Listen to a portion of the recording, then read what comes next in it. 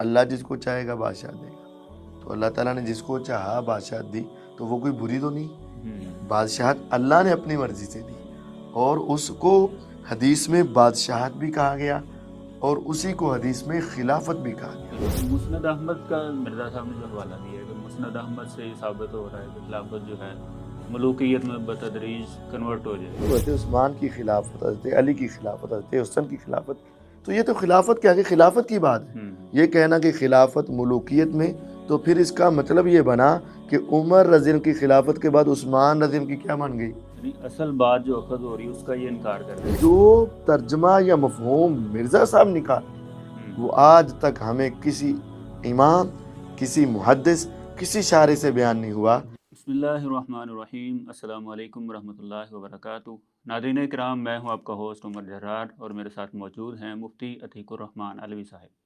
تو جیسا کہ آپ جانتے ہیں کہ انجینئر محمد علی مرزا احادیث کا غلط معنی اور مفہوم بیان کر کے صحابہ کرام کے خلاف طرح طرح کے شکوک و شبہات پیدا کر کے لوگوں کو صحابہ کرام کے خلاف اکسانے کی آئے دن کوشش کرتا رہتا ہے، اور صحابہ کرام کے متعلق یہاں تک کہ نبی کریم صلی اللہ علیہ وسلم کی ذات کے متعلق بھی نازیبہ قسم کے کلمات کہتا رہتا ہے۔ تو ہم اور ہمارے علماء کرام انجینئر محمد علی مرزا کے ان تمام شکوک و شبہات اور اس کی غلط باتوں کا رد کرتے رہتے ہیں۔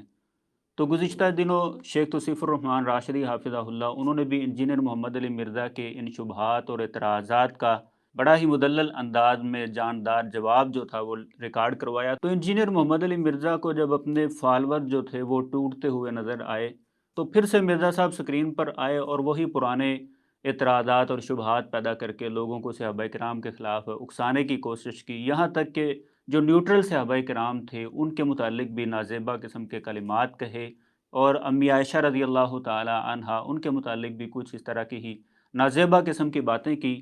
تو کچھ اعتراضات کا تحقیقی جائزہ ہم گزشتہ ایپیسوڈ میں لے چکے تھے، تو باقی جو اعتراضات اور شبہات ابھی رہتے ہیں ان کا بھی آج ہم آپ کے سامنے ایک تحقیقی اور تنقیدی جائزہ پیش کرتے ہیں، اور ان تمام باتوں کی حقیقت آپ کے سامنے بیان کرتے ہیں کہ جو مرزا صاحب اپنے فالورز کو بتا کے ان کو صحابہ کرام کے خلاف اکسانے کی کوشش کرتے ہیں۔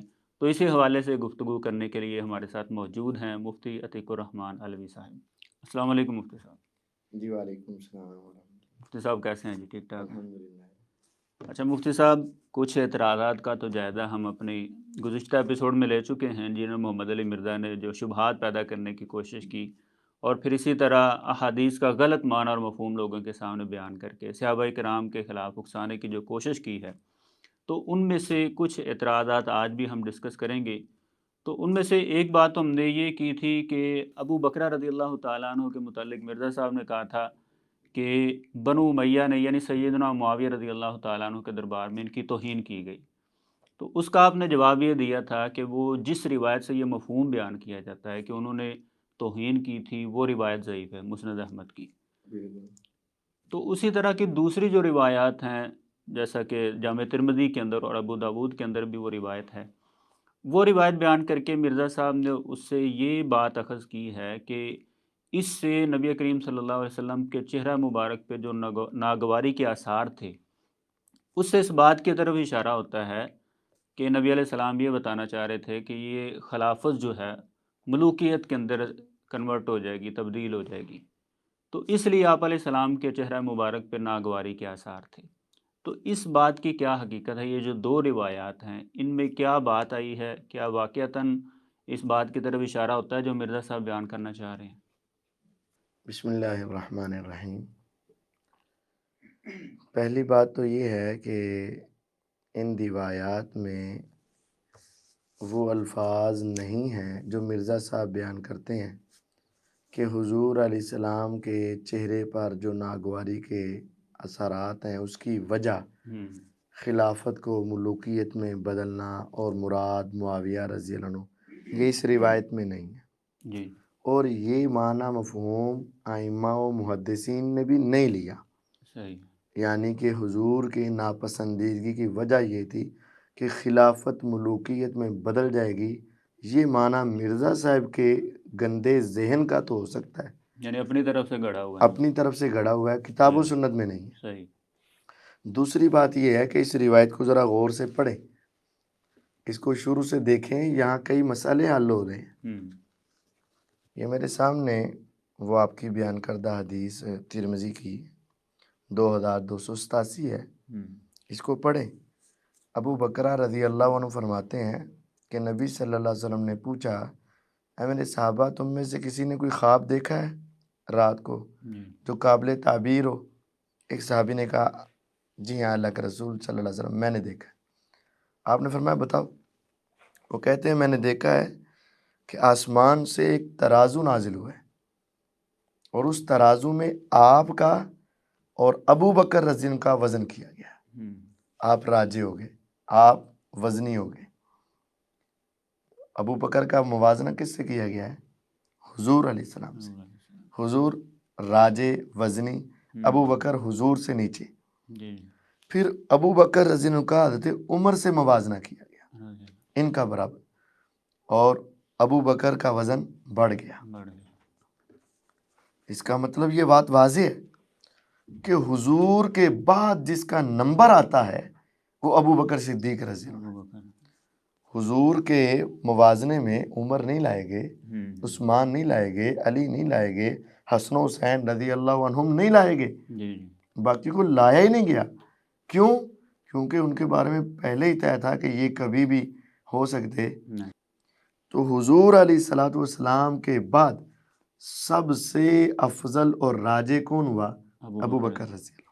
اس بات کا تو یہ انکار کر دیتے ہیں، تو یہ انکار کر دیتا ہے، یہ مانتا ہی نہیں، یعنی میٹھا میٹھا ہپ ہپ کوڑا کوڑا تھو تھو کر دیتا، مرضی کی لے لیتا، مرضی کی چھوڑ دیتا۔ آگے ابو بکر رضی اللہ عنہ کے بعد حضرت عمر کے مقابلے کا کوئی نہیں ہے، کوئی نہیں۔ اور حضرت عمر اور حضرت عثمان کا موازنہ ہوا۔ یہاں سے بھی یہ بات واضح ہے کہ عمر کے بعد کس کا نام آ سکتا ہے؟ وہ عثمان ہی ہے۔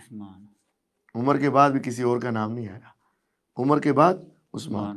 اور یہی وجہ ہے کہ صحیح بخاری کی حدیث میں ہے، جب حضرت عمر رضی اللہ عنہ شہید ہوئے اور ان کے بعد انہوں نے وہ 6 بندوں کی کمیٹی مقرر کی، تو عبد الرحمن بن عوف رضی اللہ عنہ نے جب فیصلہ کرنا چاہا تو انہوں نے یہ کلمات کہے تھے، انہوں نے کہا کہ اے علی اور صحابہ سن لو، ہم نے عمر کے بعد عثمان کے برابر کا اور اس سے افضل کسی کو نہیں پایا، اور سب افراد جن سے رائے لی گئی، مشورہ لیا گیا، سب نے حضرت عثمان کو ہی اعلیٰ اور افضل قرار دیا تھا۔ جب حضرت عمر اور حضرت عثمان کا موازنہ ہوا تو حضرت عمر رضی اللہ عنہ کا وزن بھاری نکلا، اس کے بعد ترازو اٹھا لیا گیا۔ اب ترازو اٹھانے کی وجہ یہ اللہ تعالیٰ جانتے ہیں۔ حضور علیہ السلام کی ناراضگی کی اصل وجہ کہ حضور پریشان ہوئے، اللہ تعالیٰ جانتے ہیں۔ نہ حضور علیہ السلام نے واضح کی، نہ صحابہ نے پوچھی۔ ہاں یہ بات ہے کہ محدثین نے اس کی کچھ مختلف تشریحات کی ہیں۔ بعض نے کہا کہ حضور علیہ السلام یہ چاہتے تھے کہ یہ سلسلہ آگے بھی چلتا، کہ پھر عمر کے بعد عثمان ہے یا کون ہے، پھر عثمان کے بعد کون ہے، پھر اس سے آگے کون، پھر اس سے آگے کون، یہ چلتا رہتا اور ختم ہو گیا۔ اس وجہ سے حضور پریشان ہوئے۔ اور بعض محدثین نے یہ کہا ہے کہ حضور علیہ السلام کو سمجھ آ گئی کہ حضرت عمر کے بعد حضرت عثمان کے دور میں فتنے و فساد اور خلافت کے اندر کچھ مسائل پیدا ہوں گے، اس وجہ سے آپ پریشان ہوں۔ اور یہ بات تو دوسری حدیث میں بھی ہے کہ آپ نے فرمایا تھا کہ ایک دروازہ ہے جو توڑ دیا جائے گا، اور وہ دروازہ کون تھا؟ عمر رضی اللہ عنہ تھے۔ تو بعض نے یہ معنی لیا ہے اور بعض نے اور معنی لیے ہیں، لیکن جو ترجمہ یا مفہوم مرزا صاحب نکال رہے وہ آج تک ہمیں کسی امام، کسی محدث، کسی شارح سے بیان نہیں ہوا کہ حضور علیہ السلام اس وجہ سے پریشان ہوئے ہیں کہ بعد میں خلافت کو ملوکیت میں بدل دیا جائے۔ او بھائی یہاں تو بات عمر کے بعد بند ہے، ابھی تو حضرت علی کی خلافت نہیں آئی، ابھی تو حضرت عثمان کی خلافت کا ذکر نہیں ہے، ابھی تو حضرت حسن کی خلافت کا ذکر نہیں ہے۔ اب اگر یہاں خلافت کو ملوکیت میں بدلنا ہے تو پھر تو یہ کہنا پڑے گا عمر کے بعد خلافت کس میں بدل گئی، کیونکہ حضرت عمر کے اوپر ختم ہو گیا نا۔ تو حضرت عمر کے بعد پھر کون آیا؟ خلافت آئی کہ ملوکیت آئی؟ خلافت آئی، تو ملوکیت کی تو یہاں بات ہی نہیں ہے۔ حضرت عثمان کے بعد کیا آئی؟ خلافت آئی یا ملوکیت آئی؟ خلافت آئی۔ حضرت علی کے بعد کون آئی؟ خلافت. خلافت آئی یا ملوکیت آئی؟ خلافت آئی. تو حضرت عثمان کی خلافت، حضرت علی کی خلافت، حضرت حسن کی خلافت، تو یہ تو خلافت کیا کہ خلافت کی بات ہے. یہ کہنا کہ خلافت ملوکیت میں، تو پھر اس کا مطلب یہ بنا کہ عمر رضی اللہ کی خلافت کے بعد عثمان رضی اللہ کی کیا مان گئی؟ ملوکیت. تو یہ معنی بھی غلط ہے، یہ بالکل مفہوم بھی غلط ہے، اور کسی محدث نے بھی اس کو راجح قرار نہیں دیا، بلکہ اس کو بیان ہی نہیں کیا. تو یہ مرزا صاحب کے اپنے خلاف جا رہی ہے روایت. اس میں ایک تو ابو بکر رضی اللہ کی افضلیت ثابت ہو رہی، اور پیغمبر کے بعد سب سے زیادہ جس کا مقام مرتبہ ہے وہ کون ہے؟ ابو بکر رضی اللہ. اور راجے، ان کا وزن راجے ہے. یعنی اصل بات جو اخذ ہو رہی ہے اس کا یہ انکار کر دیتے یہ ہیں، اصل کا اور تو اپنی انکار ہی طرف سے کیا جائے، مفہوم بیان کیا اپنی طرف سے مفہوم بیان کیا ہے جس کو محدثین نے مانا ہی نہیں ہے، جائے. اور انہوں نے بیان ہی نہیں کیا. تو مسند احمد کا مرزا صاحب نے جو حوالہ دیا ہے کہ مسند احمد سے یہ ثابت ہو رہا ہے کہ خلافت جو ہے ملوکیت میں بتدریج کنورٹ ہو جائے گی، تو یہاں سے وہ کس روایت کی طرف اشارہ کرنا چاہ رہے ہیں؟ وہ مسند احمد کی ایک روایت کے اندر آگے الفاظ یہ بھی ہیں کہ پھر رسول اللہ صلی اللہ علیہ وسلم پریشان ہوئے، پھر آپ نے فرمایا خلافت و نبوت ثم یؤتی اللہ الملک من یشاء. خلافت نبوت کی طرز پر جاری رہے گی، پھر اللہ جسے چاہے گا بادشاہت عطا کرے گا. یہ خلافت و نبوت جاری رہے گی کب تک؟ جب تک اللہ چاہے. اللہ تعالیٰ چاہے گا. حضرت عمر کے بعد بھی جاری رہے گی، حضرت عثمان کے بعد بھی جاری رہے گی، حضرت علی کے بعد بھی جاری رہے گی، جاری رہے گی. پھر اللہ تعالیٰ جس کو چاہے گا بادشاہ دے گا. اللہ جس کو چاہے گا بادشاہ دے گا. تو اللہ تعالیٰ نے جس کو چاہا بادشاہت دی، تو وہ کوئی بری تو نہیں. بادشاہت اللہ نے اپنی مرضی سے دی، اور اس کو حدیث میں بادشاہت بھی کہا گیا، اور اسی کو حدیث میں خلافت بھی کہا گیا. اب دیکھیں یہ دو لفظ آئے ہیں حدیثوں میں. 30 سال کے بعد بادشاہت آئے گی، یہ بھی حدیث میں لفظ ہے، اور 30 سال کے بعد خلافت بھی رہے گی، یہ بھی حدیث میں لفظ ہے. اب اپنی مرضی ہے کہ ایک حدیث پکڑ لی جائے ملوکیت والی، اور دوسری حدیث چھوڑ دی جائے خلافت والی. حالانکہ دونوں روایات کو لینا چاہیے. اور وہ ملوکیت کیسی ہے؟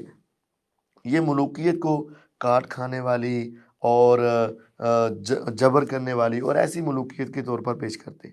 لیکن حدیثوں میں کیا ہے کہ ملکوں و رحمہ، وہ ملوکیت کون سی ہوگی؟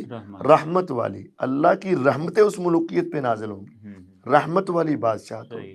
تو جب حضور علیہ السلام نے اس کے دو نام رکھے ہیں، خلافت بھی اور ملوکیت بھی، اور پھر ملوکیت کی بھی وہ وضاحت کر دی ہے کہ رحمت والی ملوکیت ہے، جبر والی کاٹ کھانے والی تو بعد میں ہے، رحمت والی ملوکیت ہوگی. تو یہ ملوکیت کا ہونا اور رحمت والا ہونا یہ کوئی بری بات تو نہیں ہے کہ جس کے اوپر ناراض ہوا جائے. صحیح. اچھا، یہ جو بات آپ نے کی ہے کہ 30 سال خلافت کے بعد بھی خلافت رہے گی، یہ بھی حدیث میں، یہ کون سی حدیث میں ہے؟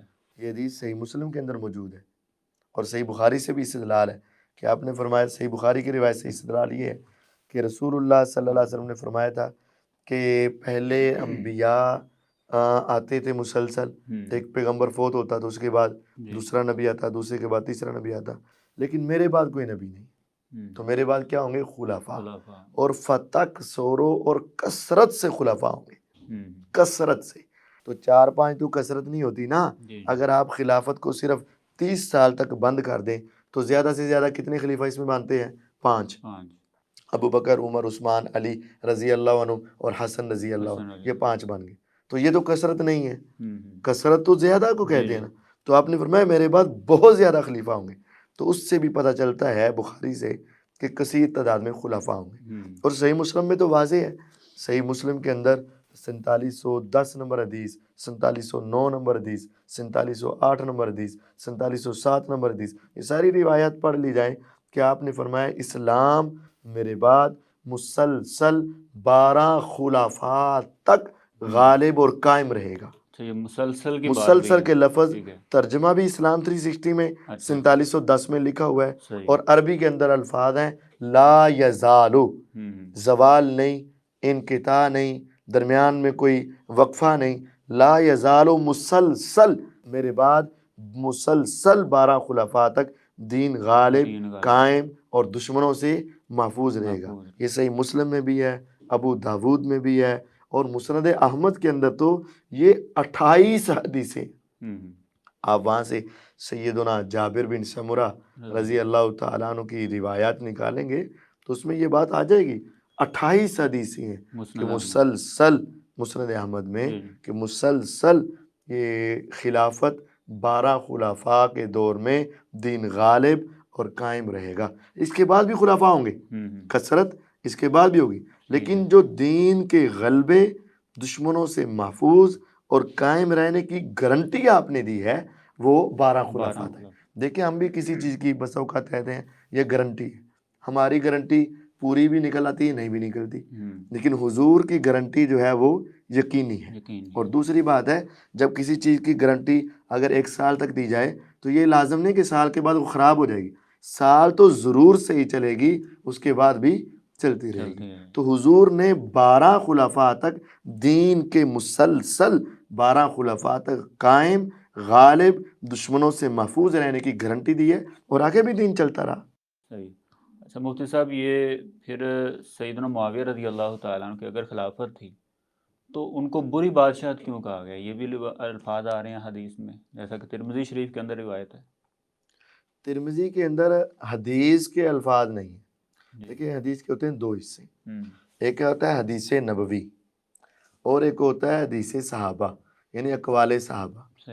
پہلی بات تو یہ ہے کہ نبی علیہ الصلوۃ والسلام نے 30 سال کے بعد والی کو بری بادشاہت نہیں کہا، نہ معاویہ رضی اللہ عنہ کی بادشاہت کو بری بادشاہت حضور نے کبھی نہیں فرمایا. دوسری بات یہ ہے کہ وہاں سیدنا سفینہ رضی اللہ عنہ سے سعید بن جمحان تابعی نے سوال کیا، وہ سوال اور جواب یہ ضعیف ہے، اس کی سند ضعیف ہے، اس کے اندر حشرج بن نباتہ راوی متفرد ہے اور یہ ضعیف ہے.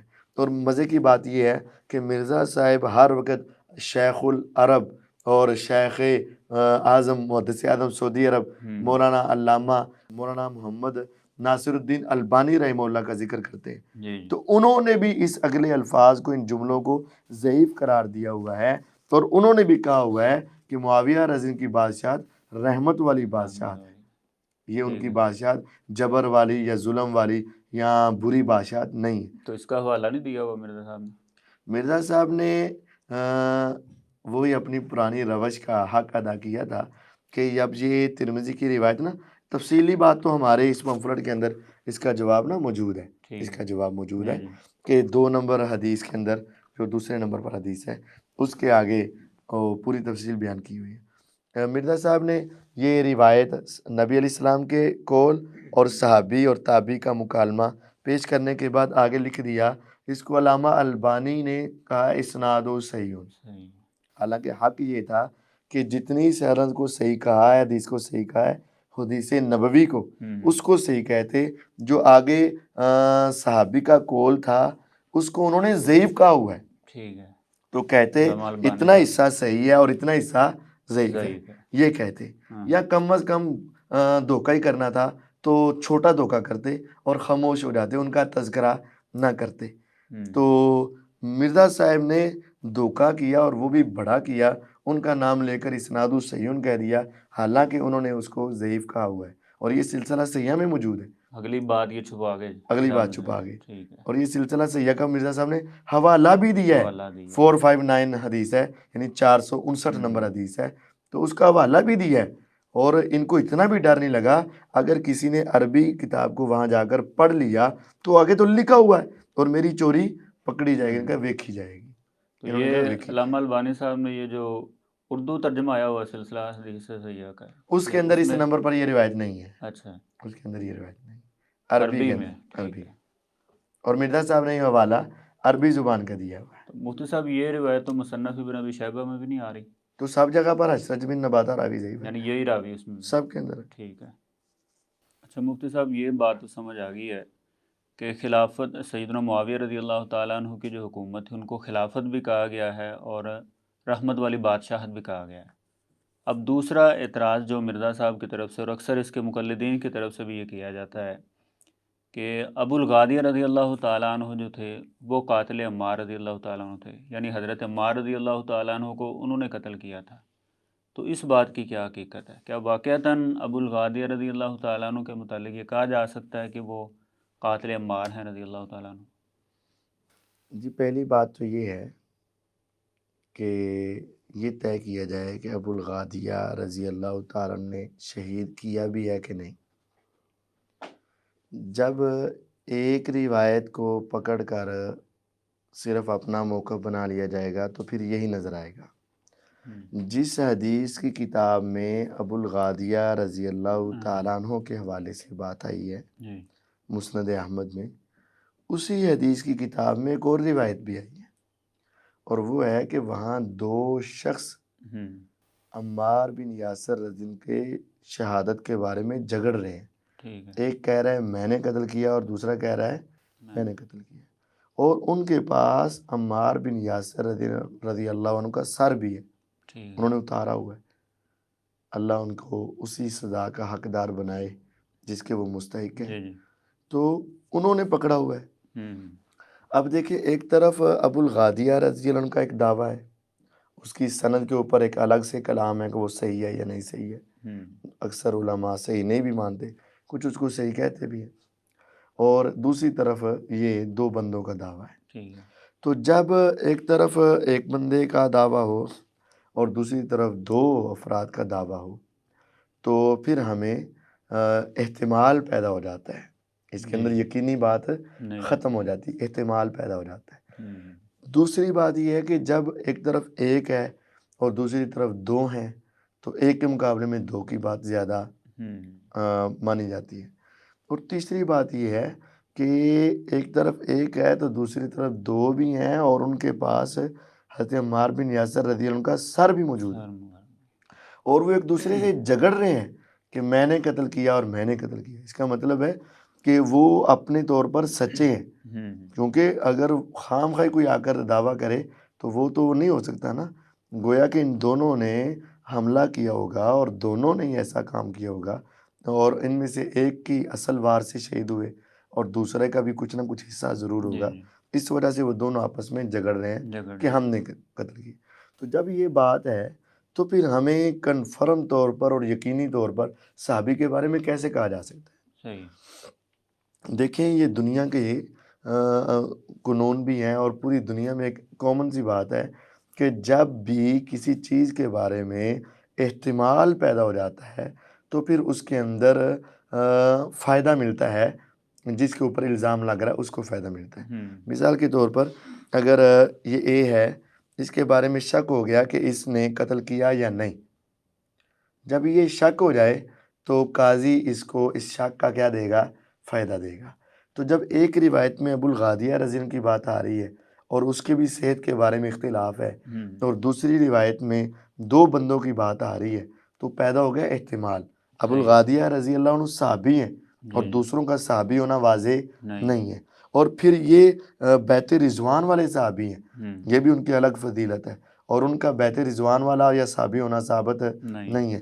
اور ابو الغادیہ رضی اللہ عنہ سے صرف کام ہے، وہ کہتے ہیں کہ میں نے شہید کیا، لیکن ان کے پاس اس کی دلیل اور سر بھی موجود ہے اور وہ جھگڑا بھی کر رہے ہیں، تو ہمیں اس موقع پر ابو الغادیہ رضی اللہ تعالیٰ عنہ کو قاتل نہیں سمجھنا چاہیے۔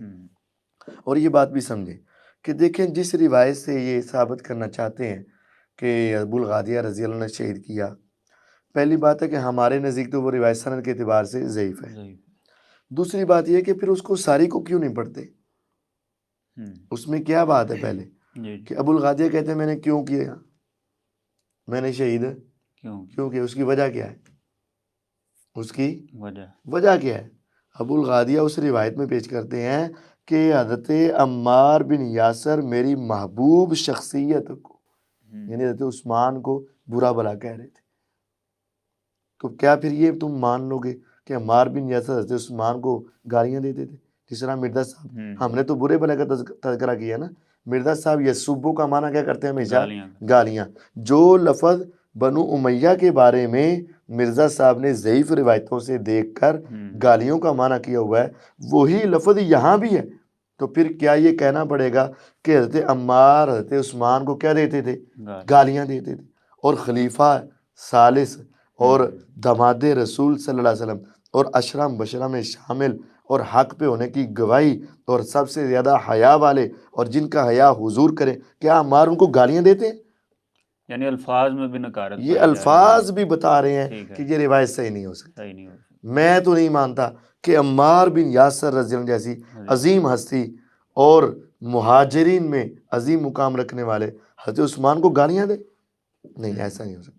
تو یہ الفاظ بھی پتہ دے رہے ہیں کہ یہ روایت صحیح نہیں۔ صحیح اور نہیں۔ تیسرا پھر بعض علماء نے جو یہ بات کہی ہے کہ عمار بن یاسر ابو الغادیہ جو ہیں وہ انہوں نے قتل کیا ہے، تو ساتھ یہ بھی کہا ہے کہ اجتہادی خطا کی وجہ سے، صحیح، اجتہادی خطا۔ خطا کی وجہ۔ مرزا صاحب یہ تو پیش کر دیتے ہیں کہ فلاں نے بھی ان کو مانا ہے کہ یہ قاتل ہیں، فلاں نے مانا ہے، تو یہ کیوں نہیں پیش کرتے کہ اجتہادی خطا کی وجہ سے؟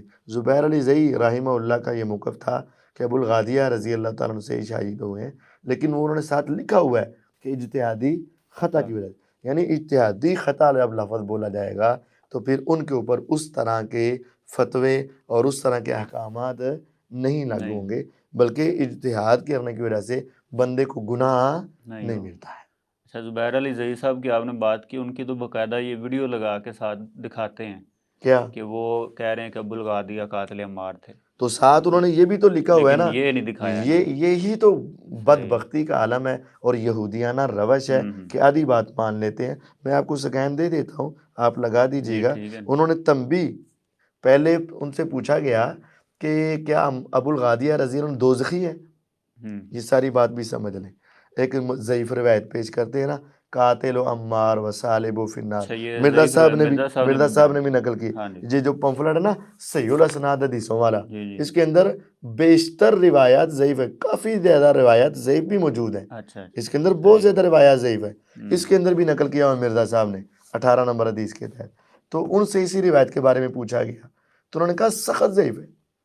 اس کے اندر لیث بن ابی سلیم راوی ہے، جمہور کے ہاں ضعیف ہے۔ وہ سارا ذوف تفصیل سے بیان کرنے کے بعد انہوں نے آگے تنبیہ کے طور پر لکھا کہ ہاں امام ابن حجر وغیرہ نے اشارتاً یہ بات کی ہے کہ ابو الغادیہ رضی اللہ عنہ قاتل ہیں، لیکن ان کی قتل کرنا یہ کیا تھا؟ اجتہادی خطا تھی۔ تو یہ لفظ لکھے ہوئے انہوں نے۔ ٹھیک ہے۔ اچھا، علامہ البانی رحمہ اللہ نے جو اس روایت کے اوپر کمنٹس دیے ہیں ان کے بارے میں، ابو الغادیہ رضی اللہ تعالیٰ عنہ کے بارے میں، تو ان کے متعلق آپ کیا کہتے ہیں؟ تو ٹھیک ہے، ایک محدث کا موقف یہ ہے، اور باقی محدثین کے موقف بھی تو دیکھے جائیں نا۔ مختلف محدثین کے مواقف ہے، کسی کو یہ سمجھ آئی، کسی کو یہ سمجھ آئی، کسی کو یہ سمجھ آئی، لیکن اب علامہ البانی رحمہ اللہ نے یہ بھی نہیں کہا کہ ابو الغادیہ جو ہیں وہ ہمیشہ جہنم ہی جائیں گے، ایسی بات بھی نہیں کہی۔ انہوں نے اپنے اعتبار سے یہ بات کہی ہے کہ ایک مطلق روایت ہو، عام روایت ہو، اور ایک خاص روایت ہو، تو پھر خاص والا اس عام سے نکل جاتا ہے، تو ان کا یہ موقف تھا۔ لیکن اگر یہ ان کے موقف کو مانتے ہیں تو ان کے باقی موقف بھی تو پھر سارے مانے نا۔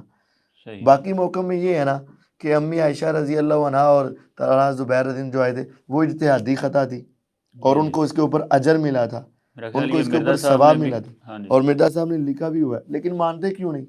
اور اگر دیکھیں غور کریں، ایک اجتہادی خطا ہے تو دوسری اجتہادی خطا نہیں، انہوں نے اس کو بھی اجتہادی خطا سمجھا ہوا ہے، اور وہ معاویہ رضی اللہ تعالیٰ کو خلیفہ بھی مانتے ہیں۔ صحیح ہے۔ بانی رحمہ اللہ معاویہ رضی اللہ کو کیا مانتے ہیں؟ خلیفہ، اور ان کی خلافت کو کیا مانتے ہیں؟ رحمت والی خلافت مانتے ہیں۔ یہ مرزا صاحب کیوں نہیں مانتے؟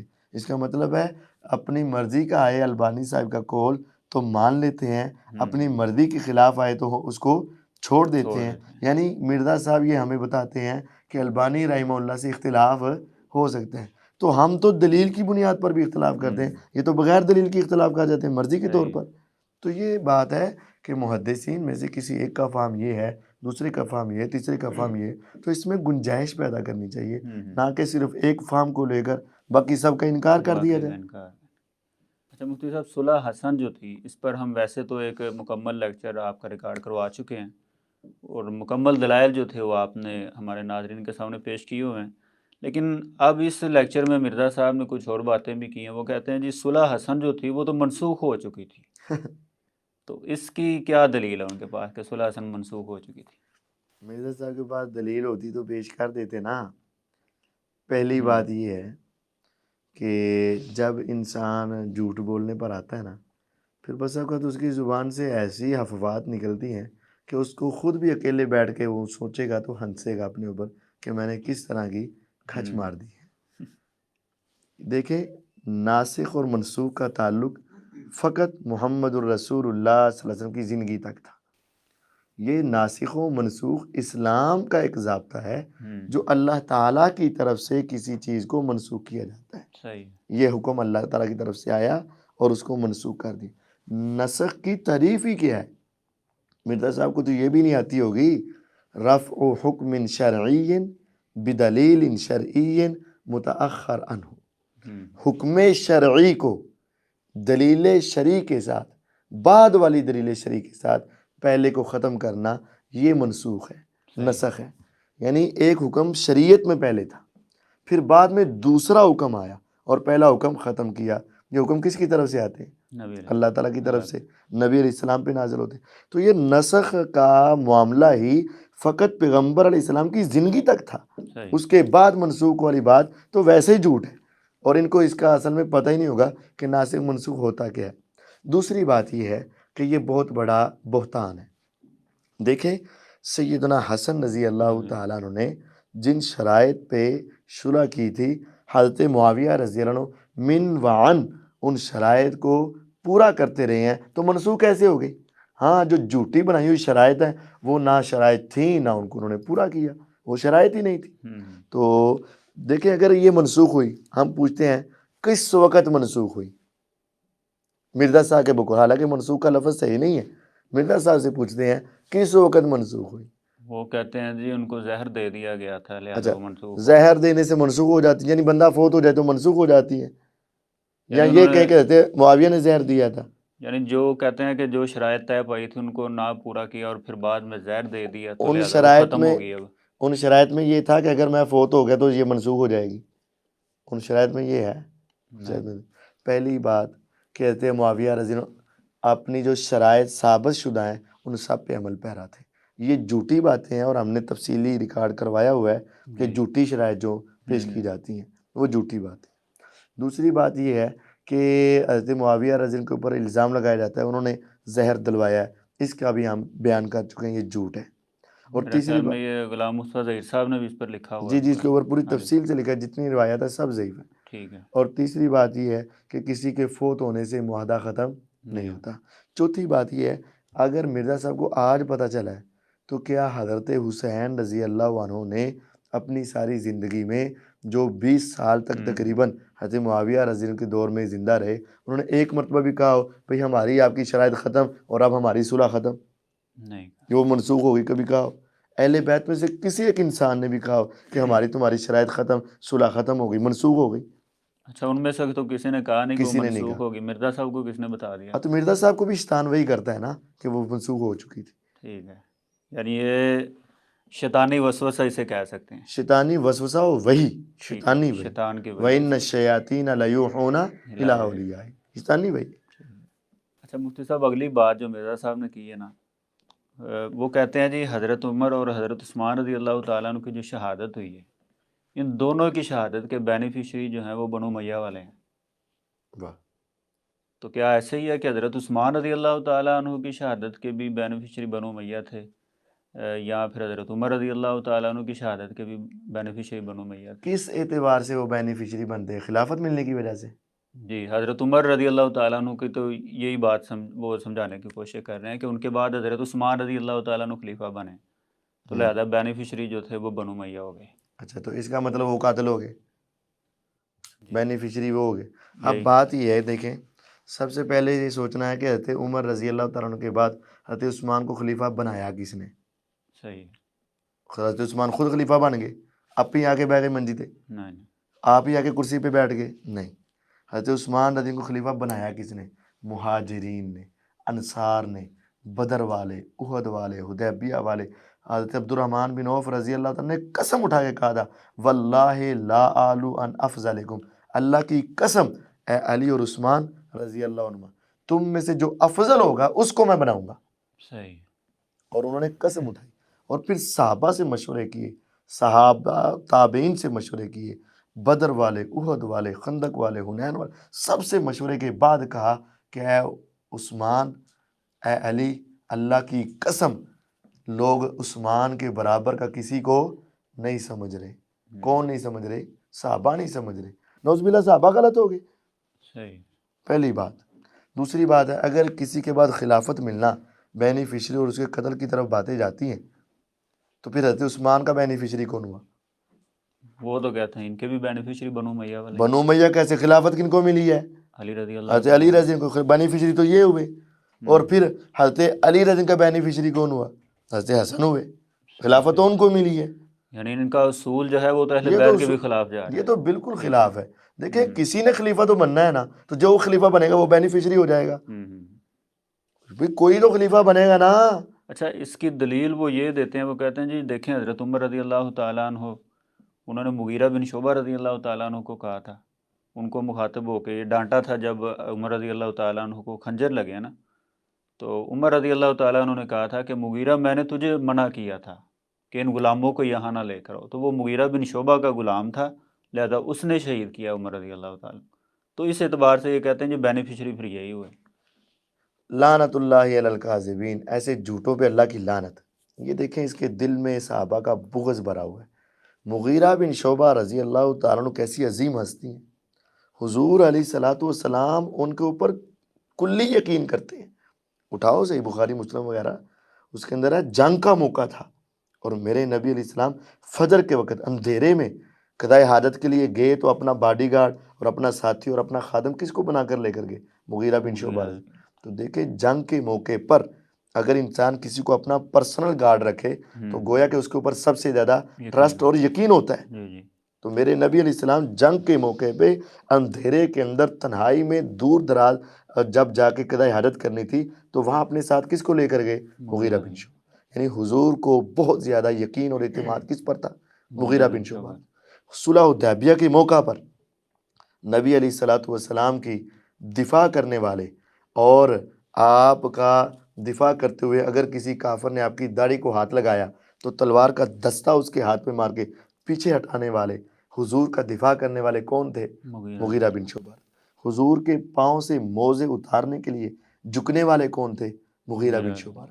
تو اتنی عظیم ہستی صحابی ہے تو یہ بدبخت ان کا نام لیتا ہے اور نام بھی جھوٹ لیتا ہے. حضرت عمر ابن خطاب رضی اللہ تعالیٰ نے مغیرہ بن شعبہ کو نہیں کہا تھا. عمر بن خطاب رضی اللہ نے عبداللہ بن عباس رضی اللہ کو کہا تھا کہ تم اور تمہارے باپ ہی پسند کرتے تھے کہ یہ پرشین غلام یہاں لے کر آ جائیں. اچھا ان کا یہ نام اس نے کاٹ دیا، ان کی جگہ پہ مغیرہ بن شعبہ کہہ دیا مرزا صاحب نے، یعنی ابن عباس کو مخاطب ہوئے تھے عمر رضی اللہ. ہاں یہ سنو تو صحیح. حضرت عمر ابن خطاب رضی اللہ تعالیٰ نے عبداللہ بن عباس رضی اللہ کے ساتھ یہ غصے میں بات کی تھی کہ تم اور تمہارے والد ہی پسند کرتے تھے کہ پرشین غلام آ جائیں مدینے میں تو تمہیں منع کرتا تھا. تو یہ بات مغیرہ بن شعبہ رضی اللہ کے لیے نہیں ہے، یہ بات تو عبداللہ بن عباس رضی اللہ کے لیے ہے. اور اگر مرزا صاحب اسی ڈانٹنے سے بینیفیشری بنا رہے ہیں تو پھر مرزا صاحب کے قانون کے مطابق بینیفیشری کون ہوا؟ علی رضی اللہ. بنو ہاشم ہوئے نا، پھر بنو عباس ہوئے. جی.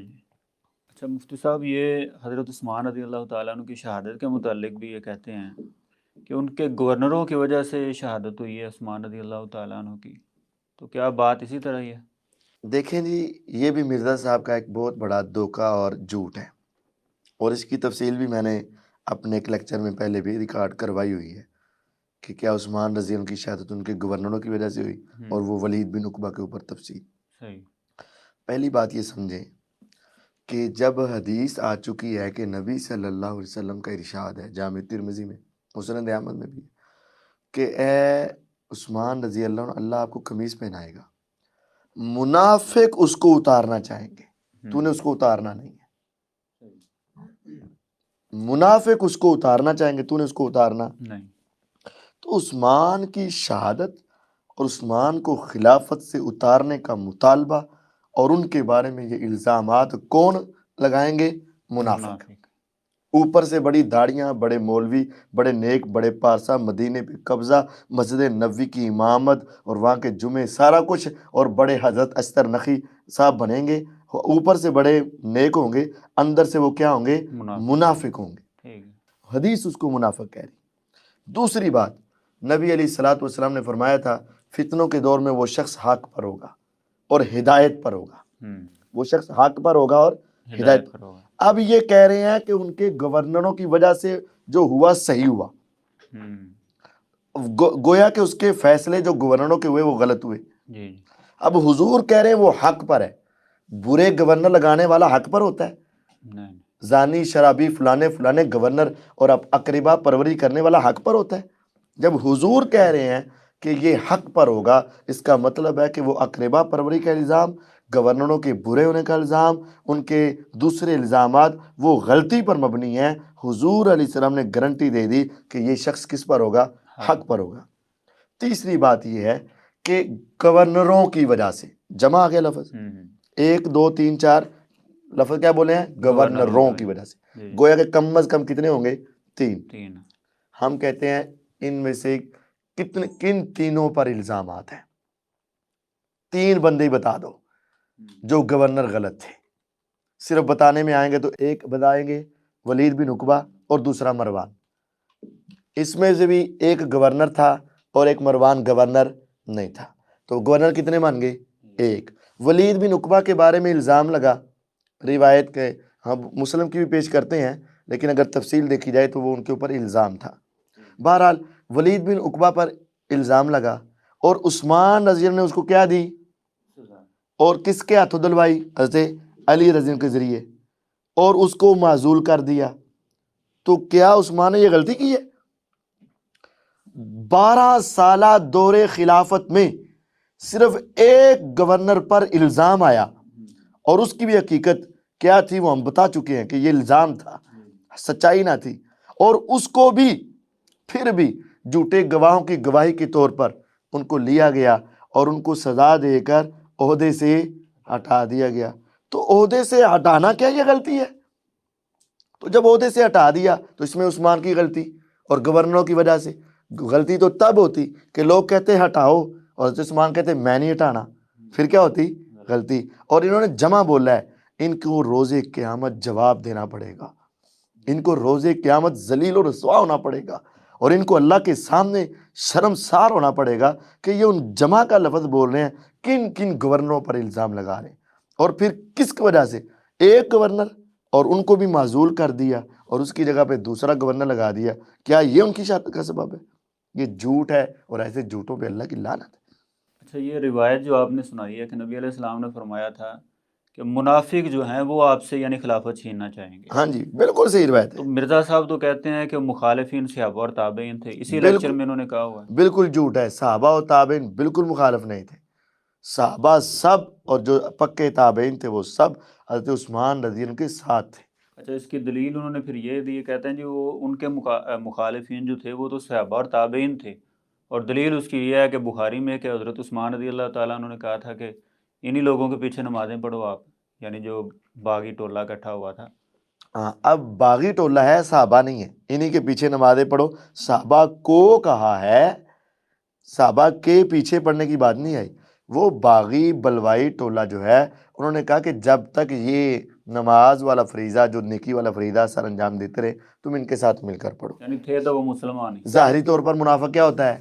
مسلمان ہوتا ہے۔ اب ان میں سے ہر ایک کی نشاندہی اللہ ہی کر سکتے تھے، آپ تو نہیں کر سکتے تھے نا، تو اس لیے ظاہری طور پر چونکہ مسلمان ہیں، اس وجہ سے ان کے ساتھ نماز پڑھ لو۔ یہ صحابی ہیں، وہ یہ تو کہیں نہیں ہے کہ وہ صحابی تھے جو نمازیں پڑھاتے تھے اور صحابہ نے گھیراؤ کیا ہوا تھا اور صحابہ پتھر مار رہے تھے اور صحابہ شہید کر رہے تھے، یہ تو بکواس ہے۔ ٹھیک ہے، یعنی کوئی بھی صحابی حضرت عثمان رضی اللہ تعالیٰ عنہ کی شہادت میں نہیں تھا، نہ قتل میں شریک ہے، نہ قتل پہ راضی تھا، کسی سے اس طرح سے ثابت نہ نہیں۔ ہی ان دونوں کی شہادت سے، یعنی سیدنا عمر رضی اللہ تعالیٰ عنہ اور سیدنا عثمان رضی اللہ تعالیٰ عنہ کی شہادت کے نہ ہی بینیفیشری بنو امیہ تھے، یہ نہ بھی۔ بنو امیہ تھے۔ ہاں جی، اگر یہ اصول بنایا جائے پھر یہ تو اہل بیت کے بھی خلاف۔ وہ حضرت عمر تو اپنا دکھڑا جو ہے حضرت عبداللہ بن عباس سے کر رہے ہیں کہ تم اور تمہارے باپ، تو پھر تو بنو ہاشم، بنو عبد المطلب وغیرہ کی طرف چل جائے گی۔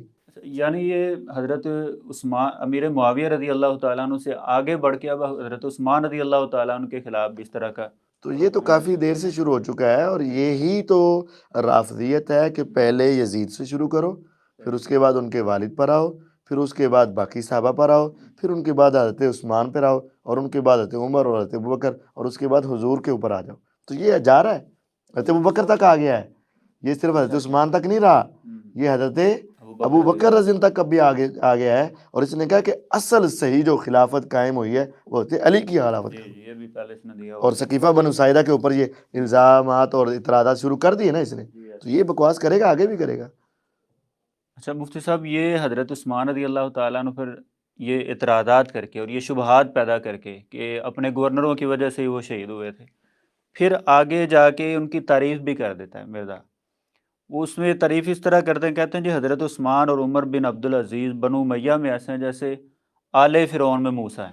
یہ اکثر اپنے لیکچر میں یہ بات کرتے رہتے ہیں، تو اس کی تھوڑی وضاحت کر دیں ذرا۔ پہلی بات تو یہ ہے کہ یہ خود ہی اپنی بات کے اندر تضاد کا شکار ہو گیا کہ اب عمر بن عبدالعزیز اور حضرت عثمان بنو امیہ میں ایسے ہیں، یعنی ان میں سے بہت اچھا ان کو کردار دینا چاہتے، تو جب وہ انہوں نے گورنر ہی برے لگائے ہوئے تھے اور اقربا پروری کر رہے تھے، تو پھر وہ اچھے کیسے ہو گئے؟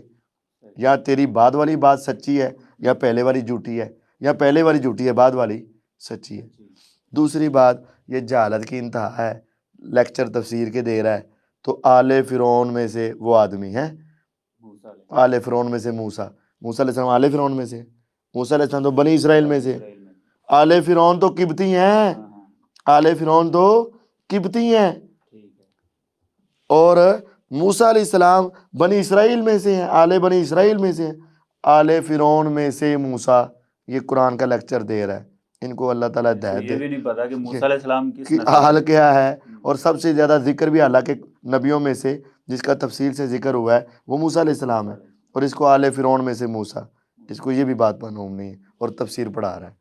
جزاک اللہ مفتی صاحب، آج ہم پروگرام اسی بات پہ کلوز اپ کرتے ہیں، تو انشاءاللہ نیکسٹ ایپیسوڈ میں ناظرین آپ کے سامنے ہم مرزا کے مزید جو شبہات اور اعتراضات ہیں سیدنا معاویہ رضی اللہ تعالیٰ عنہ پر، سیدنا عثمان رضی اللہ تعالیٰ عنہ پر، اور اسی طرح دیگر صحابہ کرام پر، ان کا ایک تحقیقی اور تنقیدی جائزہ انشاءاللہ نیکسٹ ایپیسوڈ میں آپ کی خدمت میں پیش کریں گے۔ تو آج ہمیں اجازت دیجیے، والسلام علیکم ورحمۃ اللہ وبرکاتہ۔